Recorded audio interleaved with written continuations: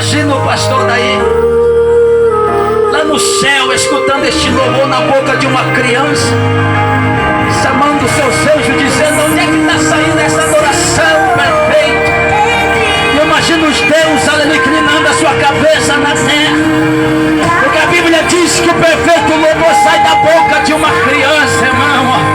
Oh, glória!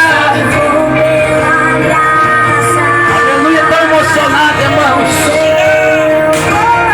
Nossa irmãzinha Daiane, que completa seus 6 anos de vida, 6 anos de idade, aleluia, crescendo nos caminhos do Senhor, aleluia. Nossa irmãzinha Daiane, aleluia, louvando ao Senhor, cantando na igreja, adorando ao Senhor Jesus Cristo, e hoje, aleluia, rendendo graças ao Senhor, dizendo: Deus, muito obrigado por mais este ano, por completar 6 anos de vida, 6 anos de idade. Isso, irmão, vamos dar abraço.